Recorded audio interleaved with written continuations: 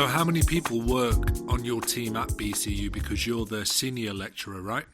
Yeah, so I'm a senior lecturer, so I work in the Department of Secondary and Post-Compulsory Education. So in our department, there's probably about, across all the different subjects, there's probably about 30 to 35 of us. And we teach, maths, English, geography, all the humanities, languages, and then we've got art, music and drama. But I'm the only sort of drama lecturer there. At the moment, there is my colleague Simon teaches a little bit as well, but he's got sort of more significant responsibilities in the faculty, so he kind of does a little bit of teaching just to get out of it. But yeah, it's kind of me on my own, really. So how did you fall into your position at BCU? Because on your website it says that you were originally a drama teacher. Is that right? Yeah, that's right. Well, to give a long story fairly short, I trained in Chester. I did my master's and my PGCE in Chester, and then I worked in a school in Luton for 2 years, which is where I really learned to teach. And then I was fortunate enough to get a job in Birmingham, and I worked there for 8-9 years. First I was a drama teacher, then I was head of the curriculum for drama, and then I got not a promotion really, but I qualified as an advanced skills teacher when they existed. So the role was to sort of have a bit more of a whole school impact. And then as part of that, I was mentoring for Birmingham City University. And then, the job sort of came up and I was really interested in it. And I've just been so lucky to get that role. Yeah, I went for the interview, and that sort of... it happened and I got the job, fortunately enough. And I've been there 7 years, and I know I've been there 7 years because on my very first day there, my son Eddie was born on the very first day. So I had to go to work, and then I had to leave in the middle of a staff meeting to get to the hospital. It's quite an interesting... It's like a happy anniversary every year, right? Absolutely. So once you took that role on at BCU, did it require you to then begin to restructure how things were taught? I mean, what was the course like before you arrived compared to how it runs now?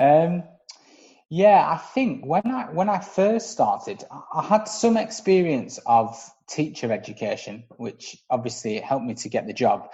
And I think, there was a bit of a transition for me professionally from being a sort of classroom teacher working with teenagers to working then with postgraduate teachers entering the profession.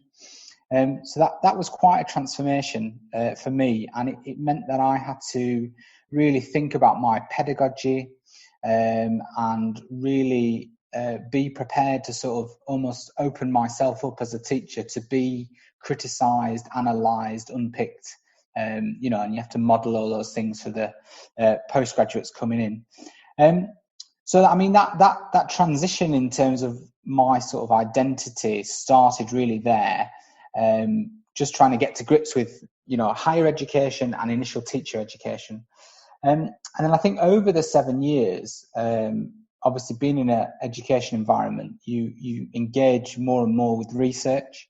And the research has really informed what I do in the classroom. I say classroom, in the drama studio, in the lecture hall, whatever it is. And then, I guess now I'm now sort of 7 years in, and I'm sort of seeing my identity, if you like, a lot more as a sort of teacher researcher, teacher practitioner researcher. So the role's kind of morphing into something, or it's constantly changing, to be honest. I mean, it's an ongoing sort of thing, which again, this year since March, again, we started talking a little bit, but it's morphing again in a very different direction, and one that I'm not really sure where it's heading to, but I guess that's the enjoyment of the ride, isn't it? Yeah, of course it is. Of course it is. And I wanted to ask, Chris, are you finding that graduates are now starting to enrol with more developed skill bases due to the university courses preparing them potentially better for careers in teaching, or do you find that year upon year students arrive with the same apprehensions as the last? Well, first of all, I have to say, to any trainee who's training this year, but particularly my guys at BCU, I've got to take my hat off to them, because, you know, they've come into a training year which is already incredibly difficult, and then they've thought, oh well, I'll just do it during the middle of a global pandemic. And I have to say, I've got such admiration for them, because their positivity, their commitment, their engagement with what they're doing, it just, you know, it makes me feel really proud of them to sort of really engage with that. So yeah, I mean, it's just what they're doing is amazing. And, you know, to come back to your question, really, it's about, I think, yeah, we've had to change what we're doing. And yes, we've had to really think about the types of things we're trying to engage trainees with. But at the same time, we're almost building the plane as it's taking off. So we're all genuinely learning together. So, you know, I'm learning, particularly with the sort of online stuff, I'm learning with the trainees, which is, again, it adds a different dynamic to the relationship between, you know, a traditional sort of teacher and their students. But it's interesting, you know, I guess I've learned to just try and be a bit more playful and exploratory with what I'm doing, and kind of just let go a little bit, which is an interesting position to be in when you're sat in your kitchen. And it's always easier said than done, right? Absolutely. So how are the modules on your course set out? What can prospective students expect? Okay, that's a good question. So I'll describe it in a linear fashion, but inevitably it's not. It's kind of multi-layered. So there's 5 modules. 2 of the modules are the school practice modules, where the trainees would complete them in school. And then the other 3 modules are sort of the academic modules, the modules that are a bit more aligned to the university. So one of those modules is called Professional Studies, and that's where they learn about sort of generic topics within education, like assessment, behaviour, differentiation, and that sort of things. They also engage in a module called Professional Enquiry, which is a piece of research that they do, which is it's an autoethnographic piece of research. So really they're researching themselves and their own teacher identity and how that's emerging, which I think this year is going to be fascinating. And the final module that they also do is called a subject pedagogy module. So that's where they take some of the experiences they've had at university in their sort of drama sessions. They apply some of those ideas in a school context, and then they critically reflect upon the experience of trying to teach it. And really with that module, we're trying to get them to unpick, you know, the dynamics of drama pedagogy and how it operates with young people.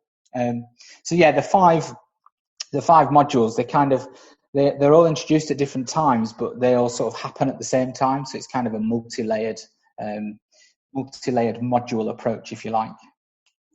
One thing that keeps recurring, Chris, is this idea of identity.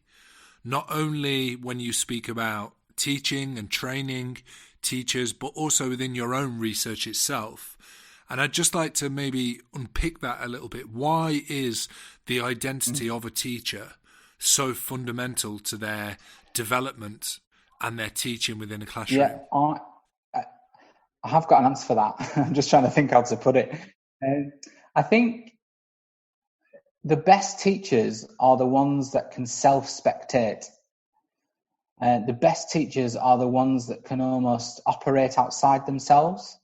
So they can almost imagine themselves as the teacher. So they're kind of looking from above at what they're doing, how they're speaking, you know, their interactions. And I guess really, you know, that, I don't know where that's come from, but I think, I don't mean to sound arrogant, but in a sort of a way, throughout my teaching personally, I've been very self-reflective.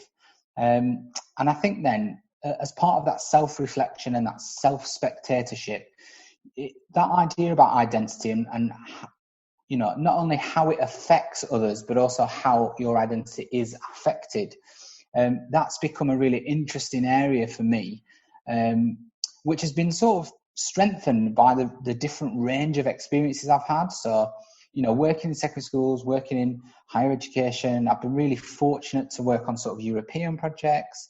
I've worked with, a variety of young people, a variety of postgraduates. And, all those things affect me and who I think I am in the classroom. But actually coming to understand that, you have to sort of, like I said at the beginning, you have to sort of step out of yourself and really start to unpick what that actually means, not only for myself, but also for those that might be working with me. So was that the main body of your research for your thesis, the idea of identity as a teacher? Yeah, right. How long have you got? It didn't start like that. It really didn't, but it inevitably ended up like that. So, yeah, I mean, the central sort of point of my thesis is really to explore how my identity as a lecturer and a teacher, how that has an affect on sort of the people that I work with entering the profession. And the way that I got into that really was I was thinking about a particular session that I do with my trainees, which is a session based upon my great-great-grandfather, who was Emmanuel, who fought in World War One.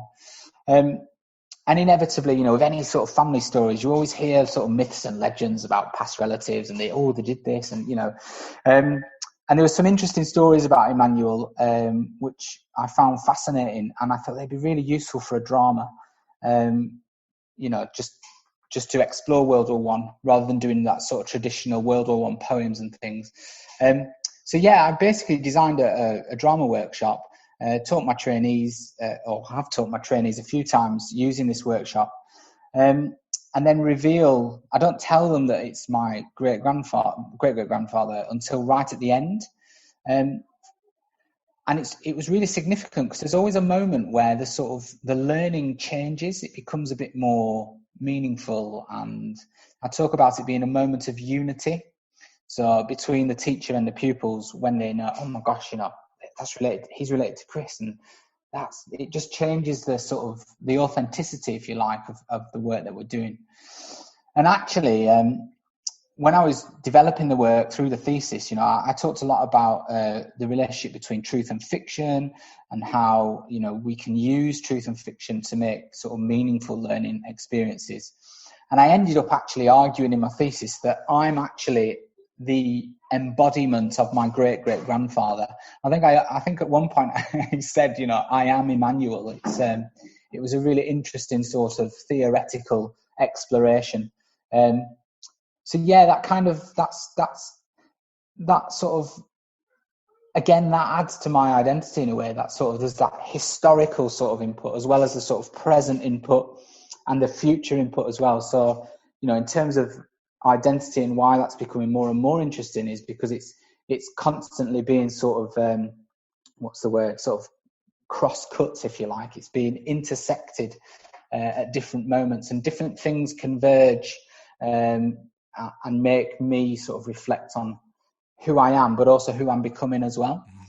So how can a lack of identity for a teacher be detrimental to not only themselves but also their classroom as well? Good question. I think the teaching profession has seen a real shift in terms of how teachers are being or have been professionalized, and at the risk of sounding political, we've seen the shift to academies, lots of schools becoming more and more sort of like businesses. And, the sort of generation of these large sort of multi-academy trusts, which do great things. But there's always a danger with those things that it kind of anonymizes the staff, or it kind of makes them almost, conform to a particular way of teaching or a way of doing things. And I think for me, if a teacher doesn't really understand their identity, who they are and what they're doing in the classroom, and really more fundamentally why they're doing what they're doing, it really can't be meaningful for the young people that are in front of them. And I think really, if this is something I try and get across with the teachers that I work with in initial teacher education, we spend a lot of time talking about their rationale, who they are, why they're doing it, because without having that sort of foundation, you're just going to burn out. You're just going to get bombarded, and you'll end up leaving the profession. And I think if you've got maybe it's idealistic, but I think if you've got a strong rationale and a strong personal belief, almost like a bit of a crusade, if you like, then that can, it's almost like your armor. It can make you stronger in the sort of battle, if you like, because it's tough out there. So I think that's what I think anyway. I think that identity is really important, and I think there's a risk that new teachers in particular can easily get swallowed up in the big educational machine, unless they sort of have a clearish idea about who they are.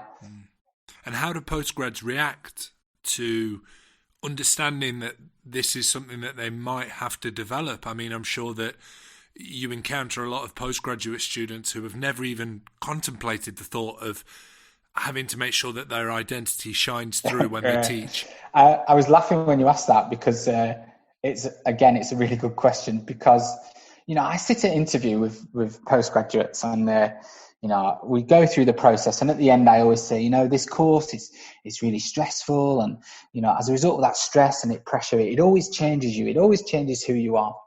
And all these sort of applicants, like, yeah, Chris, they're giving me the spiel, if you like. Yeah, I understand that. And I don't think they really believe me until they get onto the course. And then they get onto the course and they start going, whoa, this is kind of real. And what it does is, obviously, it changes who they are. And over time, they start to believe that more and more, because you see it in not only what they do, but the way that they respond to different situations. So, we'll get tears, obviously, stress. We get people wanting to give up. We get people, some people absolutely thrive with that pressure. But, I'm sort of generalizing here, but generally postgraduates, despite lecturers telling them that, teaching changes who you are, they don't necessarily believe it until they've gone through that experience. And I guess that's what gives it its power, isn't it? Someone can't really tell you what's going to happen to you until you've done it yourself. But it does change people massively. Sometimes, well, more often than not for the better, but sometimes, it makes people realize, actually, this is teaching and education is really not what I thought it was or what I want it to be. So, and do you find that those are some of the most common skills that postgrads find themselves having to refine, or what are some of the other popular creases that you find yourself having to iron out for students? Yeah, I think, well, to what extent postgraduates are aware of how much their identity is changing or not is a very different question. And I think actually those postgraduates that thrive are those postgraduates who sort of are more willing and open to that change, so they're not as resistant to it.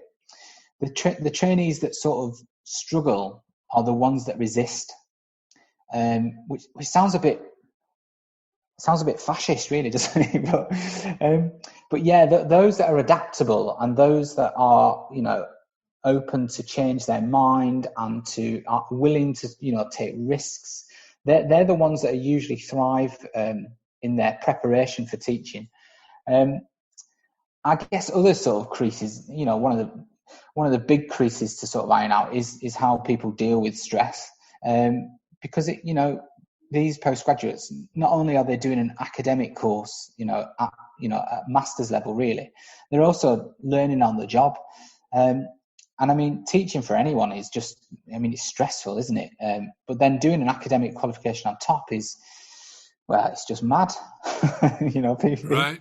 It's something and then else. They're going into a career where they're then having to supervise 90 plus other people's qualifications on top of that. Who would do it?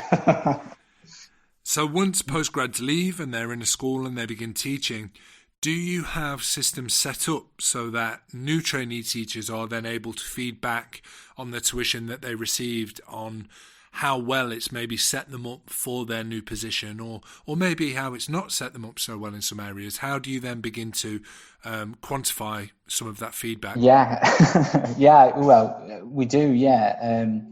So one of the things that I'm really not against, but one of the things I don't want to do is I don't want to get a load of, postgraduates onto the course, get them through the 9-10 months and then throw them out the door and say, off you go into the big wide world.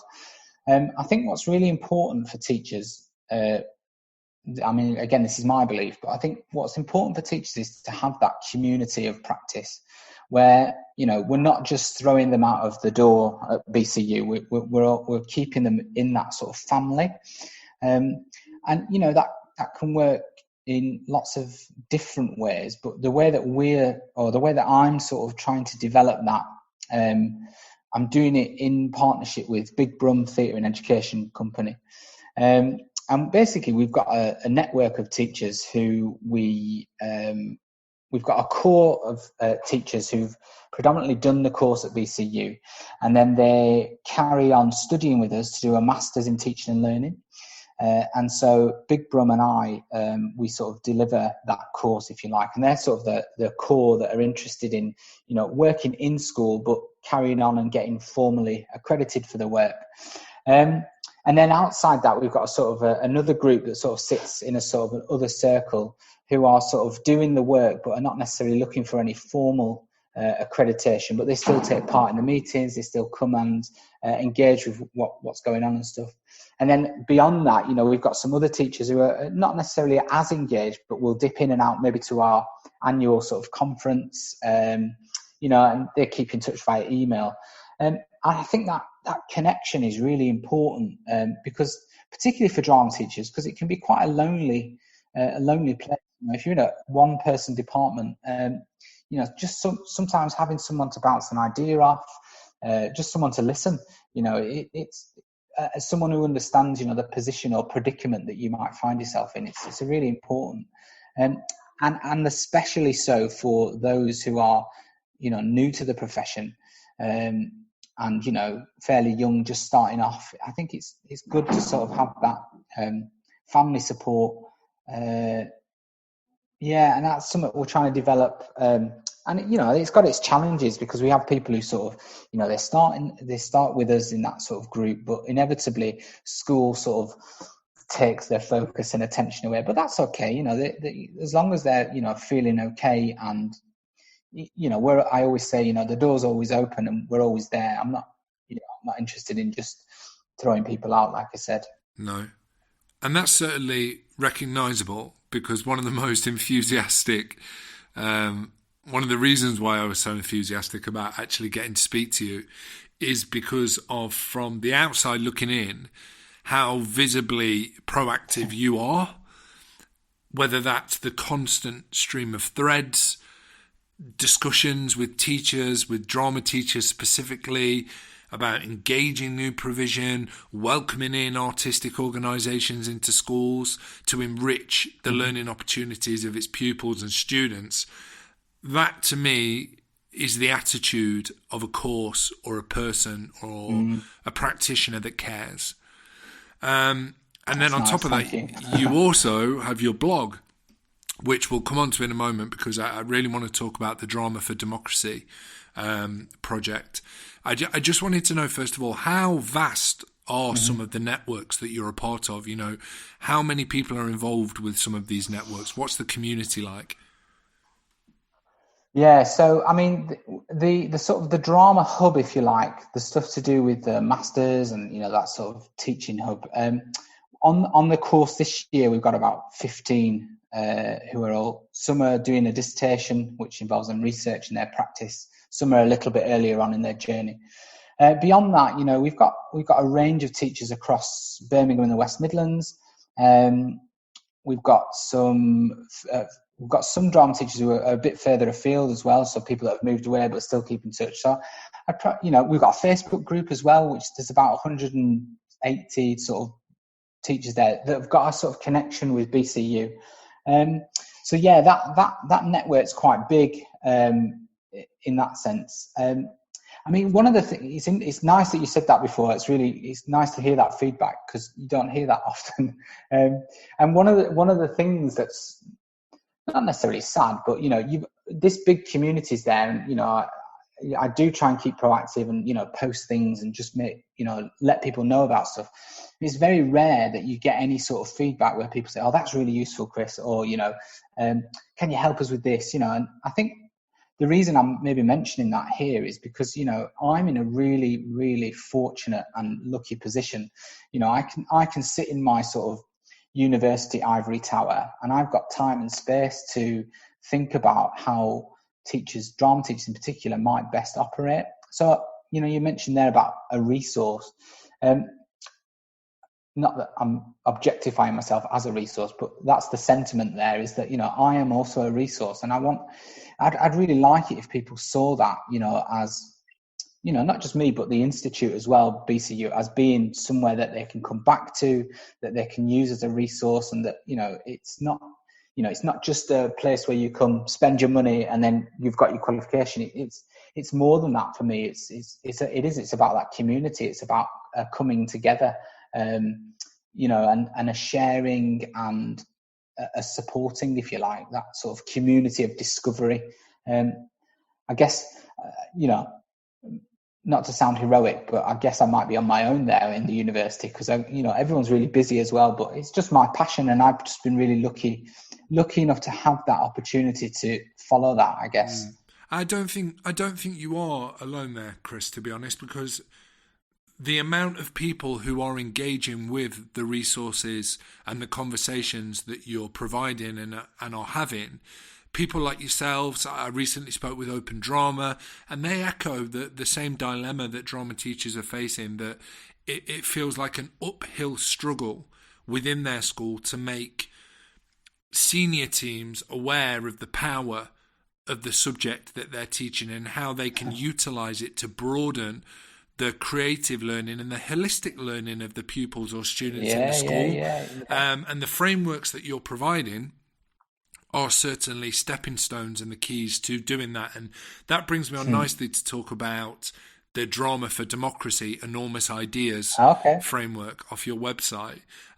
Chris, I've run this workshop now with 3 Key Stage 2 classes. Great. And I've also ran it with a 14 to 18 youth theatre group. That's great. Now, the 14 to 18 youth theatre group absolutely flew with the exercises.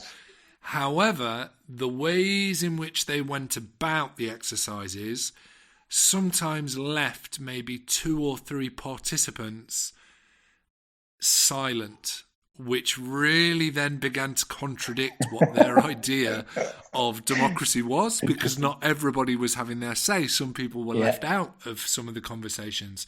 But for the Key Stage 2 groups, the feedback that they gave me on some of the exercises were remarkable. Like the discussions that we were having in regards to community, representation, what elements of society or their lives they felt were underrepresented in the societies that they live in, the roles of their families, their teachers, the support networks that they surround themselves with. Like, to have such socially aware conversations with young people, that I can't help but absolutely praise the framework and the research itself. Honestly, it was fantastic. I really, really enjoyed the work. So thank you so much to you and everybody that was involved in creating that resource. How did that all come about? Tell me a little bit about the Drama for Democracy model. Yeah, great.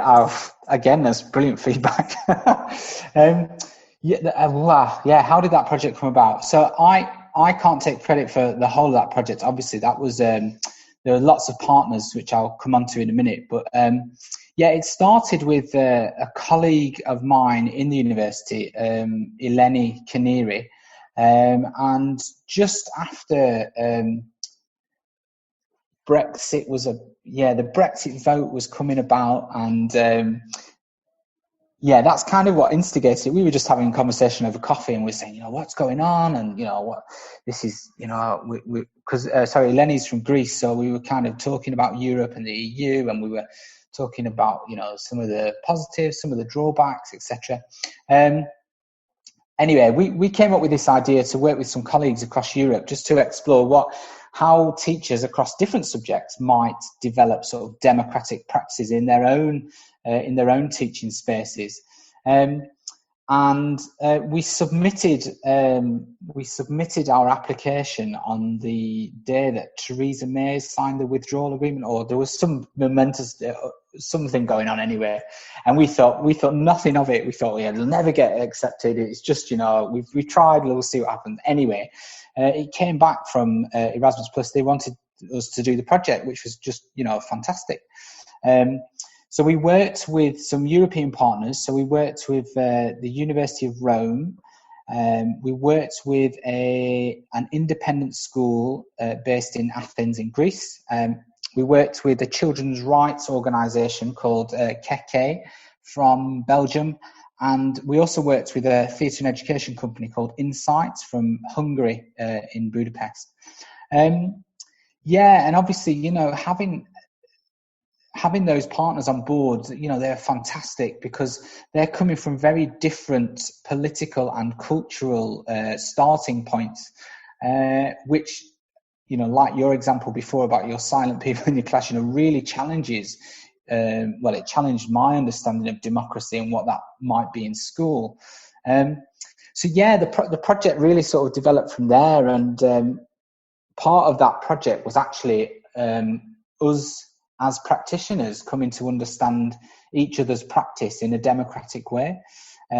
So in terms of my own learning, and that idea of self-reflecting, I went on a bit of a journey with that project. I thought I had quite a clear understanding of democracy and democratic spaces, and actually when that was tested in a practical sense, I was very resistant. But over time, that changed. The work was great. We did 2 summer schools. We did one in Marathonis, which is just outside of Athens, and the second summer school in Budapest in Hungary. Just fantastic work. We were working with teachers. We were testing out some of the lessons that some of the workshops that you mentioned there. And they informed some of what we were doing as well. So it was kind of a true sort of a cyclical sort of relationship where we'd try something on our guinea pigs, if you like, and they would give us feedback about the experience, and then we'd go away and just sort of redraft it and then try it again. And so it was a real sort of collaborative project.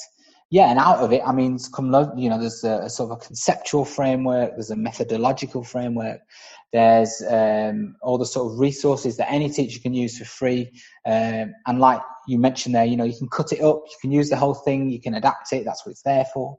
There's some online materials as well. And there's also a way to assess the work as well, which we felt was important for teachers. It's all there. And that we finished that in November 2019. So, and then we were starting to think about, well, what's next? And then the pandemic hit. So it's kind of just put a hold on things.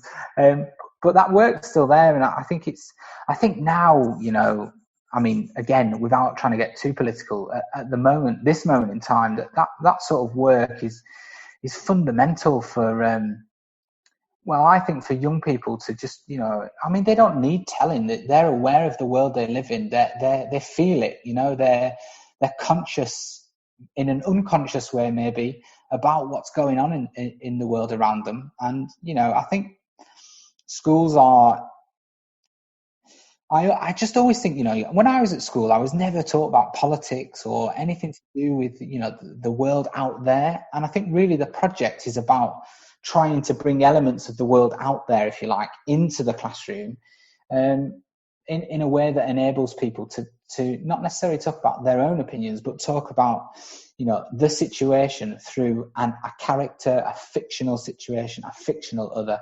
They can test those things out. And I think I think that's really important for young people. And actually, sorry, just to go on, but the pandemic, it really showed something. It really revealed something to young people, I think, about school and exams, because those poor year 11s, they were last summer, they sort of suddenly had their whole exams taken away, stripped away, and it was as if, oh, you've been studying, you don't need to do an exam, it doesn't matter. And actually, those young people thought, hang on a minute, this is my future. And I think it really hit home, that, and Black Lives Matter, the sort of the explosion, if you like, of that movement as young people have really sort of tuned into that. And I don't think that's an accident. I think young people are becoming more and more engaged. I think they're more and more aware. I think they've just I think schools are ideally placed to sort of deal with some of that stuff now in that way. I think schools are the perfect place for these discussions to be happening, because the young people, especially the 14 to 18 group that I worked with, were all very vocal about the fact that they engage in political or social conversation or dialogue online with other people, whether that's antagonising people and trolling them and, picking on people who may have very narrow political opinion, or whether that's just as a voyeur. We held a little bit of a survey about who engages online or who looks at this type of stuff, and everybody certainly had an opinion on it. And I think one of the most remarkable things about this framework is that it practically allows staff and students to collaboratively explore young people's ideas of democracy, and especially the meta-axis element to it, of the fiction, and then coming out of the fiction and being able to discuss the decisions that they've made and the implications of those decisions, and then re-enter. And then on top of that, you then have moments where the participants publicly have to vote on a decision. Then they go away and privately vote on a decision. And that's something that was really, really fun to watch, because when the private decision came back different to the public vote, that was something that really kind of blew their minds a little bit. They were like, right, okay, well, maybe this model that we've set up here not necessarily doesn't represent everybody, but not everybody in this format doesn't feel confident enough to really say how they feel. Another thing that the model did really well was explore young people's political persuasions. So at the beginning, at the offset, everybody was incredibly vocal about creating a really liberal, socialist community that was representative of everybody, and they used their youth theatre group as a model for that. They said that everybody felt the one reason why they loved the drama group so much was because it was representative of everybody that was in it. It was a shared space where all of them felt that their identities were appreciated and reflected in the work and conversations that we have. So alongside that, they then really vocally express their disdain for certain political figures, or presidents, so to speak, and prime ministers.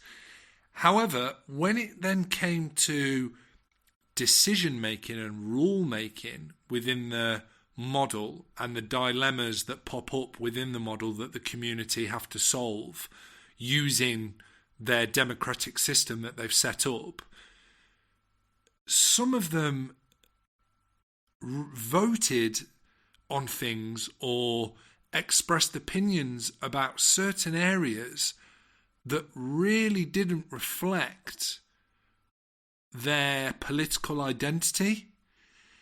And watching them unravel that and kind of, I don't know, just develop an understanding that it is okay to be for one thing and against another. That it isn't just a simple task to say, I am this, so I believe all these things. There's a myriad of things that fall into the consequences of decisions, or the practicalities of certain rules being in place for certain things and procedures. And just being able to explore that with that age group and give them the opportunity to vocalize and play around with some of those decisions was invaluable. And I think it really, really, really made it enjoyable for them to also learn about themselves. Yeah. Did the project originally have two sets of aims? Were the first to explore democracy in democratic spaces with teachers, and then secondly with students, or was it always a two-tiered process? The project was to look at both of those areas. Yeah, I think the initial aim of the project was to help teachers to think about how they could create those democratic spaces by using dramatic approaches, in a sense. And I guess, not to duck the question, but an outcome of that inevitably is going to be, how does that impact upon young people? Because obviously working with teachers, that they're their sort of prime, I want to say customers, but that's not the word I wanted. But they're the people that they're collaborating with, aren't they, a lot? And I think, those two aims, you can't necessarily, we couldn't say to teachers, how do we create democratic spaces without considering the young people that they were working with, because they're so sort of tightly knit. So I think the project really was about how we do that in school. And I think one of the things that I forgot to mention when you asked about where it came from, we did, Eleni, my colleague in BCU, and I, and another colleague of mine called Emma, we did a little bit of research right at the beginning in 2016. It was sort of a needs analysis where we sent out a survey to, I think we had about 96 responses in the UK, just asking a few questions about, is there time to discuss, the migrant crisis, which was quite, it was very not well publicised, but I mean, it was kind of at its height, if you like. I know it's still going on in the media. We were asking questions like, does your school have space to teach and learn about this? And lots of teachers were telling us, no, that it's all about exams.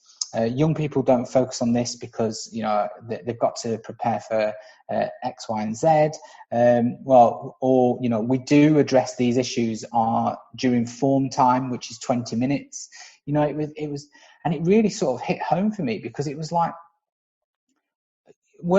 I'm only here through pure luck, and if I'd been born in a different country, for example, that could, crossing that channel, that could be my reality. And actually, it kind of links to the idea about privilege, which again has become more and more sort of evident, particularly over the last few months,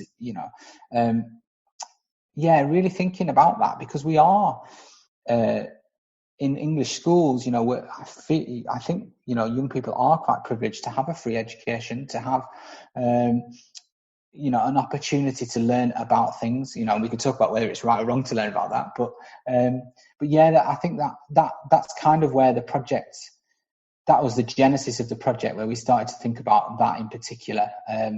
And then we started to think about, well, how do you, because some of the other stuff that the teachers were telling us is, well, how do you address that issue?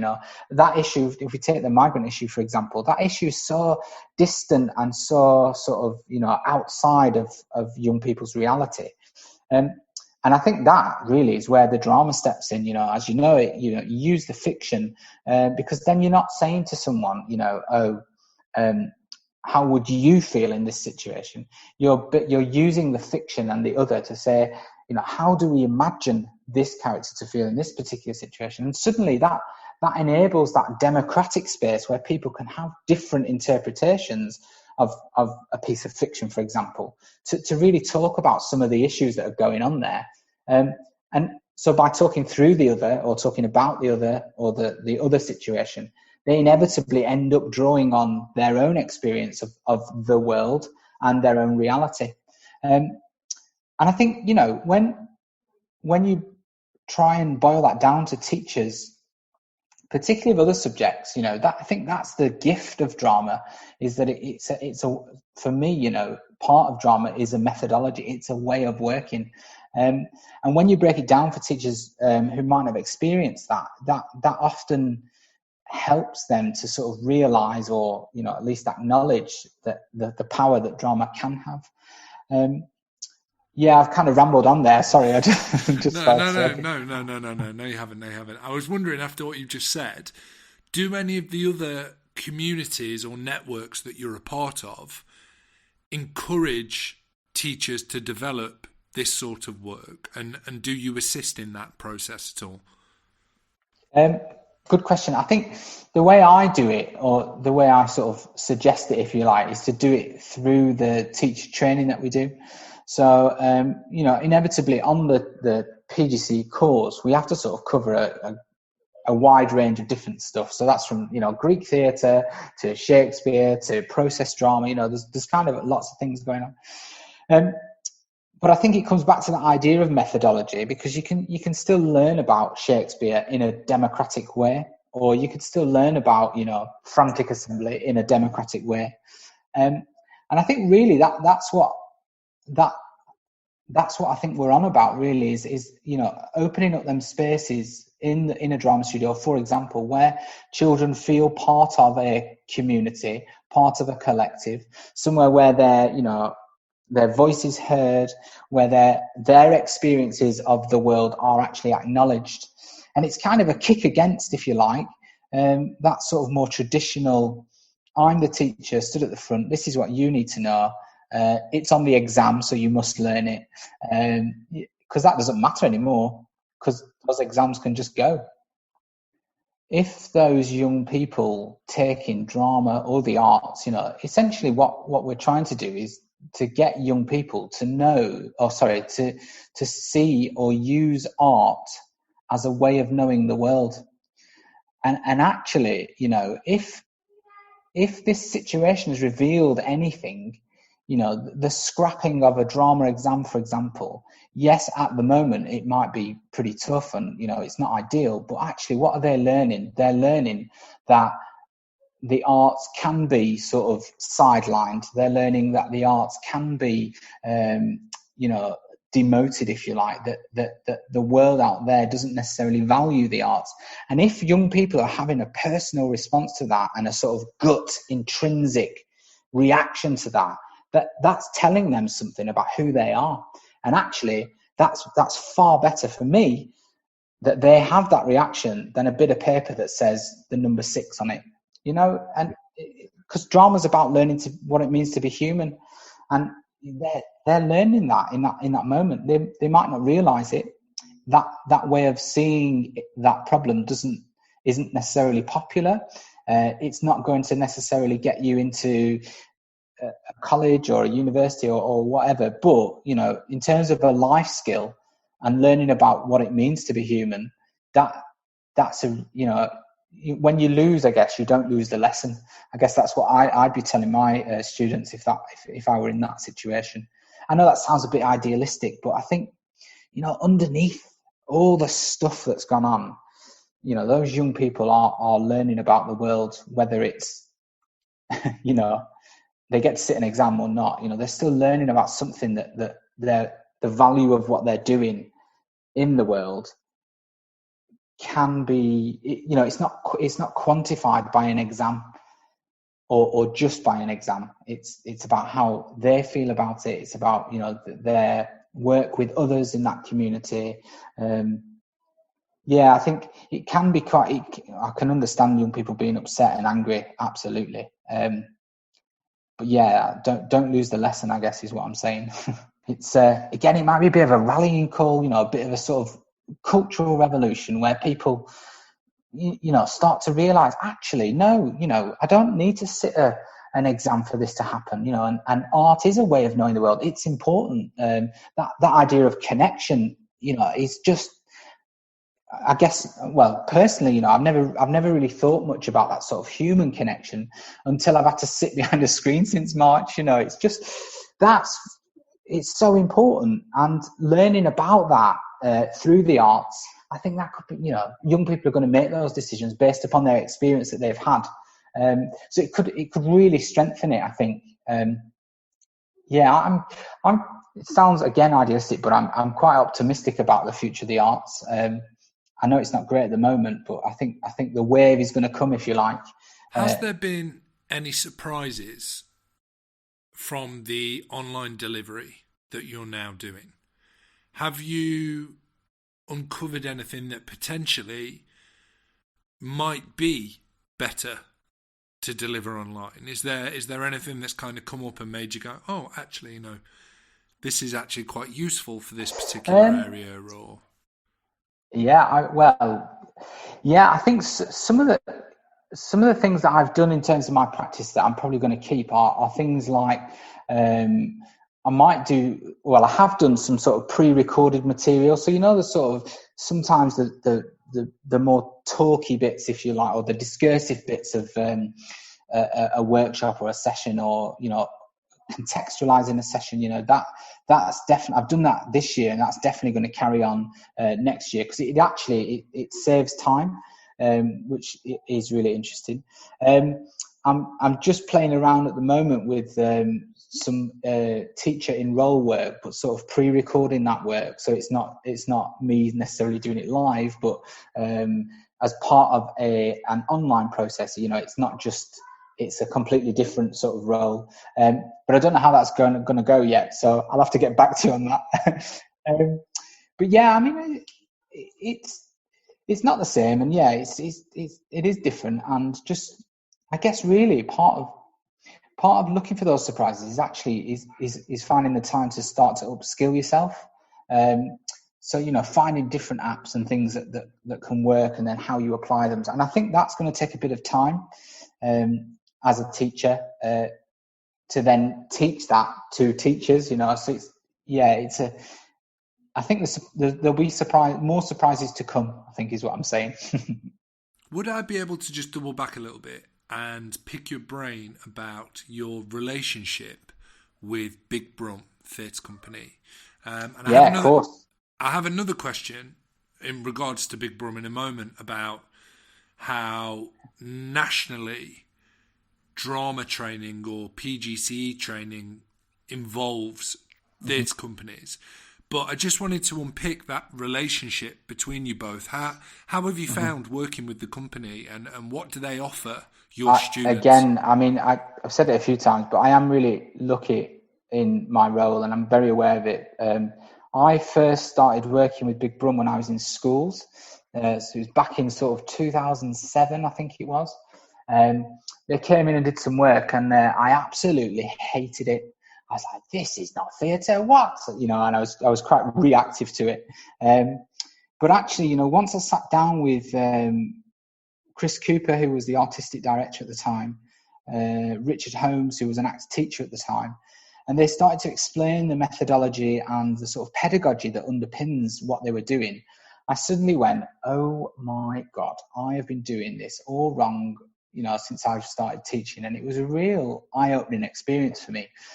And I think, just to come back to your question then, I think the relationship's developed since then, and actually one of the biggest benefits of having a theatre in education company to work with is that they are not coming at education from inside the system. They're coming at it from outside the system in a sense. And what that does is that they can quite legitimately say, why are you doing it like that? And actually, for a teacher, if a teacher really wants to develop that question, why are you doing it like that, or why are you doing that, is probably one of the best questions to ask. So having that luxury, like you said, is really beneficial, and particularly for the trainees, because Big Brum are coming at it from sort of an artist educator perspective, whereas I'm coming at it from a sort of a teacher professional. Not saying that Big Brum aren't professional, but I'm coming at it as a sort of a professional teacher from inside the system, and actually having those two viewpoints, which sometimes converge, but also sometimes sort of bump up against each other, is a real can be a real melting pot for ideas and developing the thinking of people. It's just, and I guess for myself personally, it just keeps me on my toes, thinking about my own pedagogy. So yeah, I'm all for that. And surely it's a great example to then encourage the teachers that you're training, once they enter the workplace, to then seek external support. Absolutely. One of the things I was never sort of introduced to when I trained to be a teacher was, how do drama teachers work with arts educators? I mean, where do you get taught that? And actually, that's one of the experiences that the course at BCU that we offer is, we have a good relationship with an outside arts provider, if you like. And, I not only talk about how to work with them, but I also model it. So, they come in, they'll do a day's workshop. We've already done it this year. We moved it all online, which was interesting. And I think the Big Brum, they've got a real, they've been in Birmingham for nearly 30 years, 40 years? I can't remember.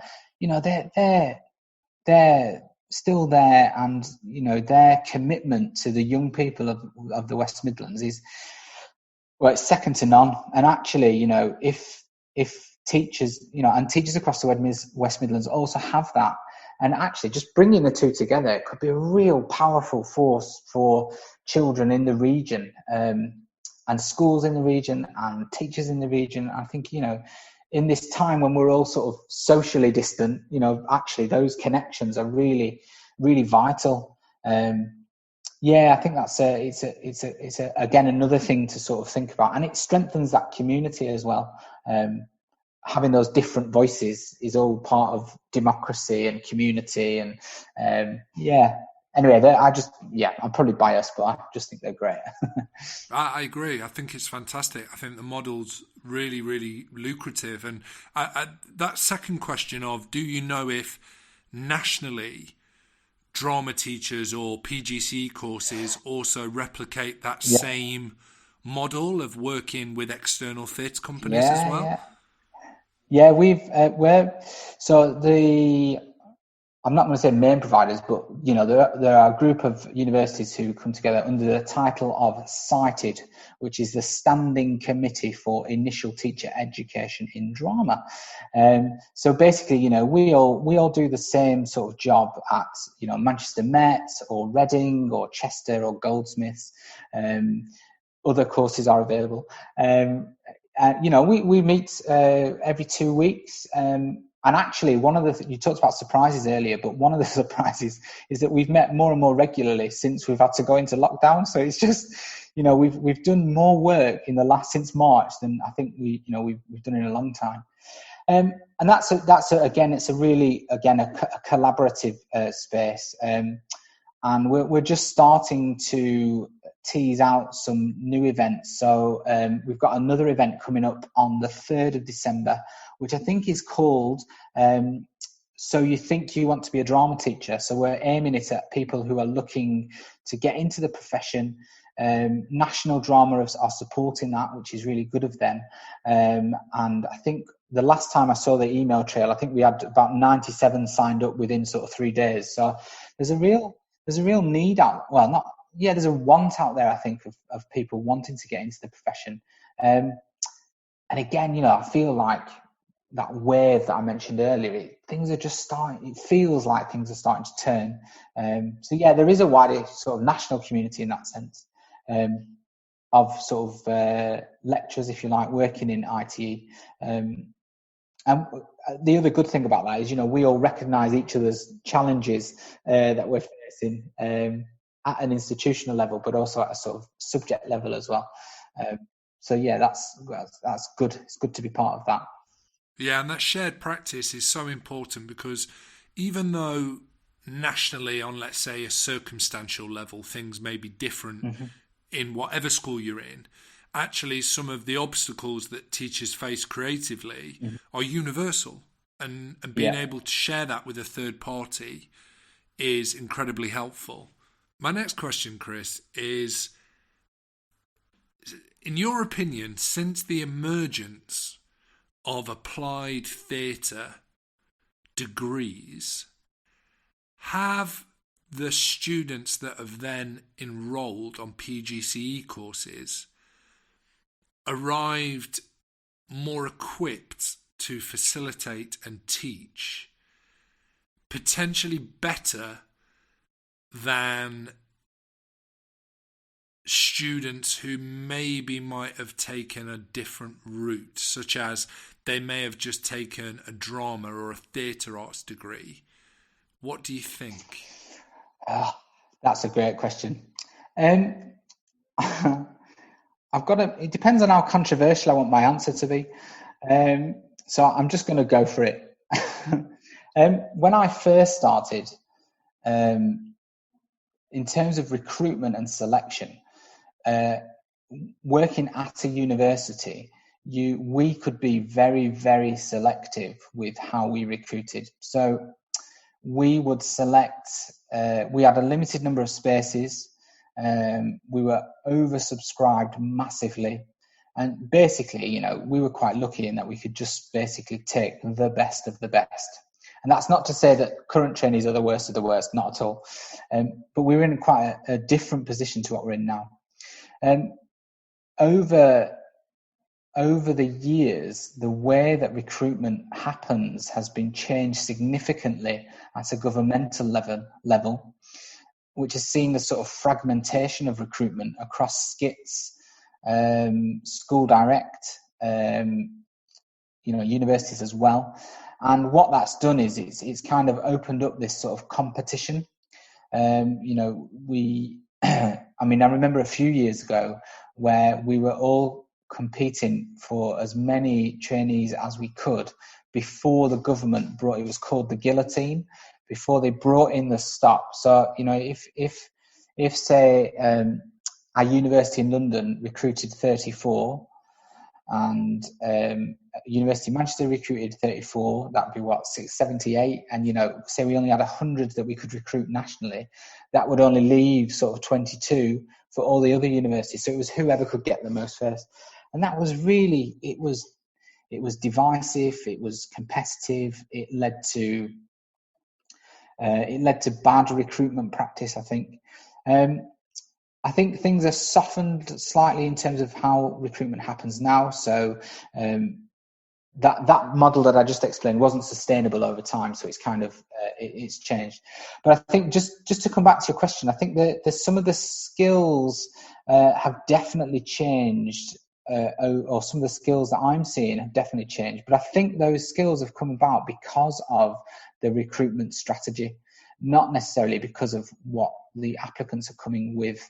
And a lot of the teachers that we're getting through, applicants that we get through now are actually a product of the system they've come through. So, at the beginning of the course, I always say, so, what do you think about that? And there's always reticence there to sort of say, oh, he's asking us what we think, because we're trying to step away from that sort of spoon feeding, sort of, here's what you need to know, this is the presentation of knowledge. And I think really that's one of the big challenges, is getting new teachers to think critically, because I doubt very much they've ever been asked, well, what's education for? What? And again, we ask them at interview, why do you want to be a teacher? And they always give some sort of answer about, I had a great teacher, I want to be like them, I want to give something back, which is great. And it's, I'm not dismissing that. But actually, when you get them on the course and then you start saying, come on, what's it really about? Why are you really doing it? And they've never been pushed in that way before. And I think that's where you really start to unpick what people are about. And that's quite interesting. So what makes an entitled applicant then for you or the BCU panel? Well, usually it's for me. So I think someone with passion, absolutely. Someone with passion for young people, someone with passion for the subject, someone who is obviously motivated, proactive, confident, someone really who is willing to take some risks and is prepared to change. I think they're the sort of key things I'd be looking for. Obviously, some subject knowledge is helpful, but you can always work on subject knowledge and try and develop that. So, but those sort of key core things about someone, and how they relate to people, those sort of those intangible skills, those things you just sense from people, they're really hard to teach. So yeah, you're kind of looking for that personality, if you like, not in a sort of a stereotypical drama teacher way, all hands and I'm doing the musical, but someone who is they've got a little bit of something about them. It's hard to put into words. Yeah, and it kind of goes back to that identity question of the identity of a teacher, and I don't know, it's hard. Can you instill something in someone that isn't there? That's a good question, and actually it's something I wrote about, is that in my role as a teacher trainer, I need to be very mindful of not creating, I call them emblematic figures, or not being an emblematic figure. So being mindful that there is not just one version of a drama teacher, and that actually, helping people to sort of almost take off the layers to reveal that drama teacher that's probably inside. That's what my job's about. That just sort of taking, like a sculptor, almost sort of just chipping away and knocking bits out. And there isn't one type of drama teacher, but there is something. There's a core to good teachers where there's. It's really hard to explain, but they've kind of got that sort of sense about them where they realise why it's important, and what not only a privilege being a teacher is, but what a responsibility it is as well. And yeah, I don't think you can teach that to someone if they haven't got it. No, and something that really always kind of, I don't know, it doesn't throw me, but I'm always considering the fact that I myself, in the role of the facilitator or the teacher, I'm constantly on a learning experience as well. No matter what that is, whether that's how to adapt something for the next time that I teach it, whether it's in the moment configuring things in order to, configure it based upon the reactions I'm getting. So I'm learning all the time. Now, the pupils and the students are also learning, but not only from me. Their entire day is a learning experience through the interactions that they have, through the different lessons that they have, how things are taught to them in different ways. And upon that reflection, you really understand the weight that being a professional teacher bears on you, that responsibility. And that's a really, really, really... How do you put that across to a trainee teacher, that this is the responsibility you have and you've got to deliver that? Yeah, I think just on that, just to come back a little bit in terms of that idea about recruitment, is that what makes a good teacher is when they realise that teaching is a lifestyle. It's a way of being. It's that it's not, as lots of teachers I'm sure would fully recognise, it is not a job where you rock up, you do what you need to do, and then you go home. It's a way of life, and it really affects who you are as a person and the way you conduct yourself in sort of everyday life. And I guess to come back to that idea about when I was talking about PGCEs and how they change on the course, I guess part of that process of change is them coming to realise, whoa, this is actually a way of living, a way of being that people, unless they've experienced it, don't fully understand it. I think that's... How do you go about developing the pastoral responsibility of a teacher and equipping trainee teachers to understand that the students that they're going to be working with are going through quite a chaotic time in their lives. Yeah, with great difficulty. That's kind of my initial response to it. I guess, I mean, we do the formal things on the course, things around safeguarding and protecting sort of mental health and well-being. We talk about spiritual, moral, cultural, education, and we talk about the other stuff like protecting people into drama, for example. But I always say to my guys, you can't learn to swim unless you get in the water. And actually, unless you get into schools and start working with young people and listening to them, and when I say listening, I mean really tuning your ear to what they're really saying. You can't really teach. You can't teach those softer skills. I guess really it's just about being human, isn't it? And trying to resist that sort of. I mean, I know there's got to be some sort of barrier between you as the teacher and the young people as sort of students, but actually, once you've developed that side of your teacherness, if you like, you've kind of also got to show them that you are human underneath it, and you do shop in Asda or wherever. It's all part of them becoming part of the world, to see that. I mean, you probably know better than I in primary schools, when children, I guess, because I've got 2 young primary school children, and I don't think they see that, particularly my youngest daughter, she doesn't see her teacher as a sort of a teacher. It's more of a sort of, it's almost like a second mom, and I think as children get older, they sort of become more independent, but they still need people to function in that role as well as it's being a parent, isn't it, in a sense? And that's like you said, it's an important thing for people to think about when they're getting into the profession, because again, it's a big responsibility. I think that idea though is you can't hold that facade or that mask or that character as a sort of you can't be that teacher with that sort of professional distance all the time. Inevitably, it's going to, like you said, it's going to slip. Things are going to be revealed because you're living with these people for usually like 6, maybe 7 hours a day, 5 days a week for most of the year. So I don't think there's any harm in showing your humanness.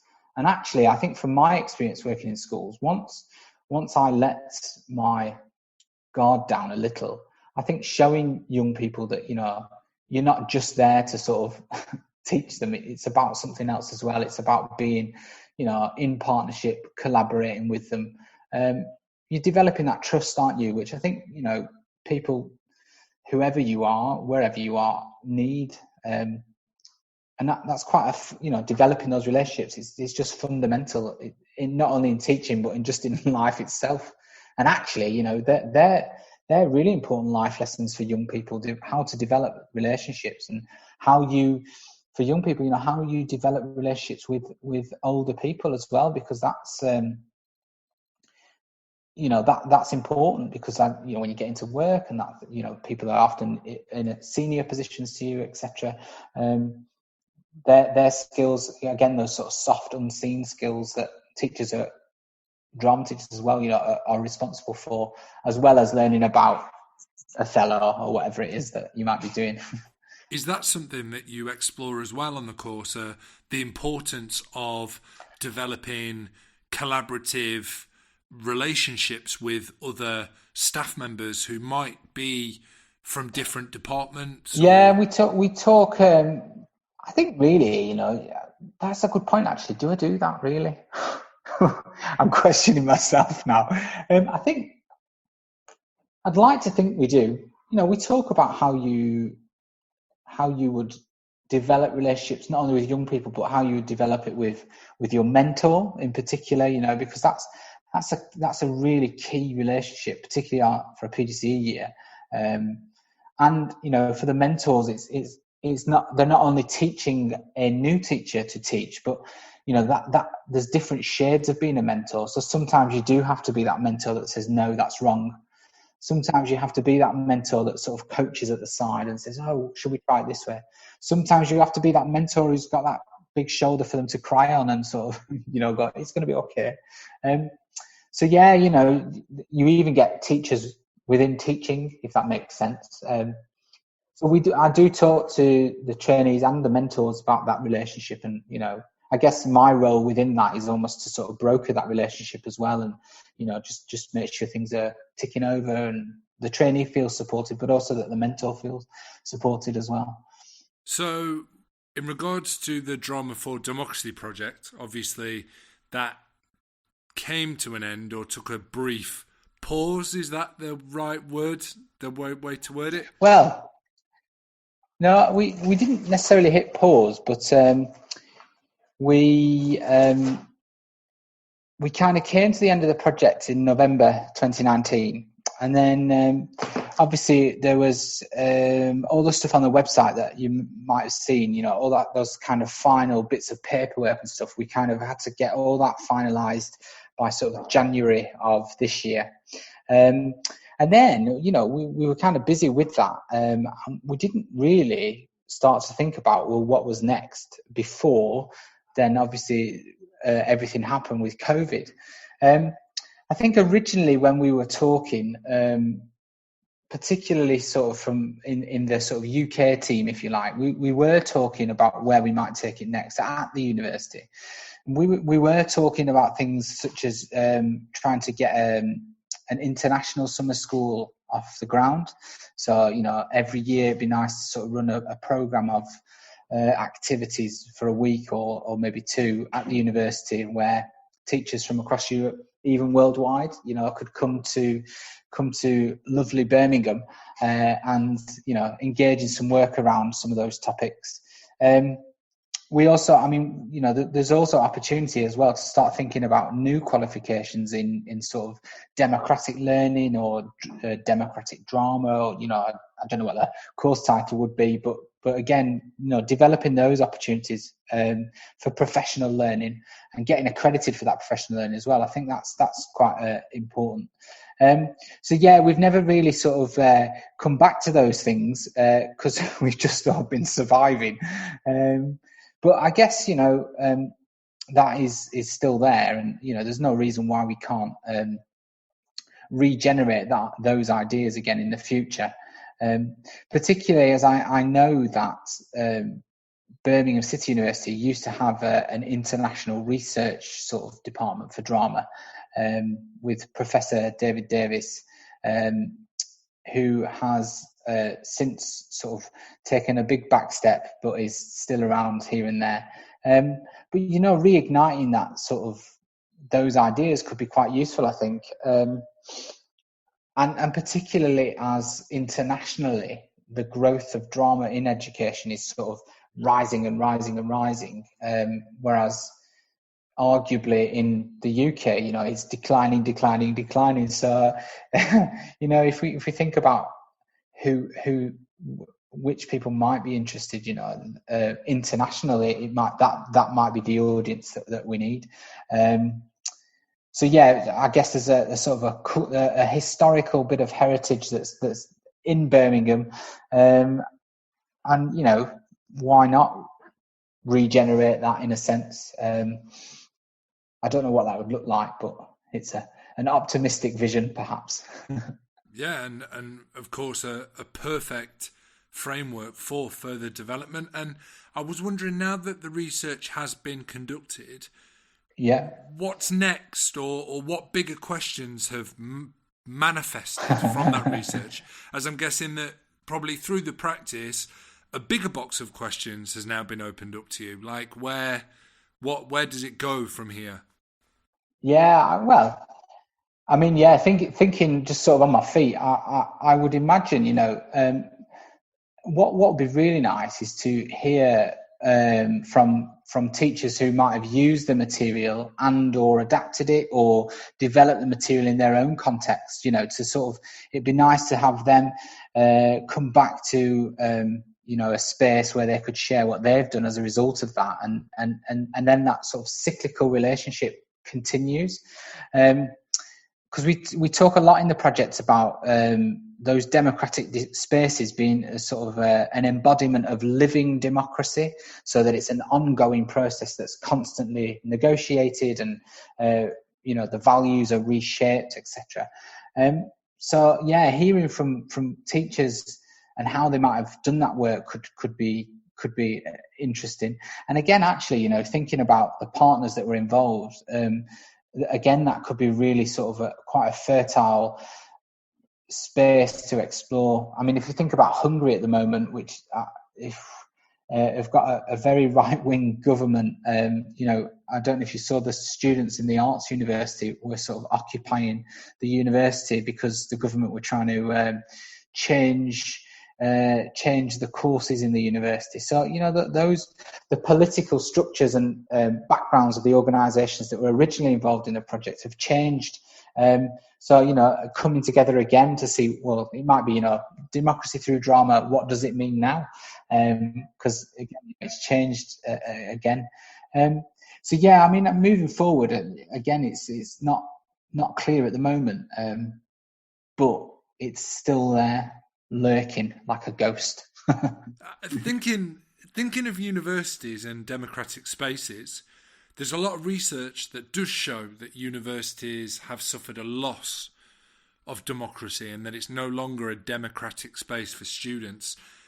Surely there's an entire project there in itself, which I guess must only inspire you to apply for more funding and go again, right? Is that something that's potentially? Yeah, I mean that sort of neoliberalization of higher education is, it's well researched, it's well known, and that the commercialization of education is just it's epitomized in universities. And I guess, but questioning that and questioning the merit of that and the value of that, that's part of living in a democratic society. At least having that space to think about what that means. Potentially change it. I don't know. I think it might be too big for a little course in Birmingham. But no, but as you say, Chris, it's about the dialogue, which is why the project has been so brilliantly conceived and then orchestrated, and creates a space for that dialogue to happen. Absolutely. That dialogue is really key. And I was just drawn then to an idea about dialogue, because when we think about dialogue, we talk about like spoken word, etc. But part of the project as well, we explored this idea of mimesis, which came from the University of Rome, which was actually about how we come to understand other people through the use of our body and movement, which was again an interesting methodology, and one that I learned a great deal from. But yeah, that dialogue is really important in terms of bringing people, I think, closer together, and not necessarily to make people the same, but to connect people, I think, is what I'm saying. And actually having those, like you said, having those spaces for that to happen is important, or at least being able to knowing how to create those spaces again is really important.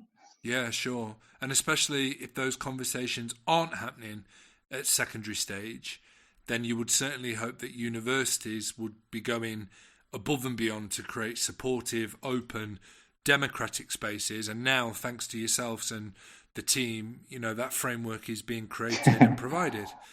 So am I right in saying that you are now a co-author for BCU's School of Education Journal magazine? Is that right? Oh, I wish I was.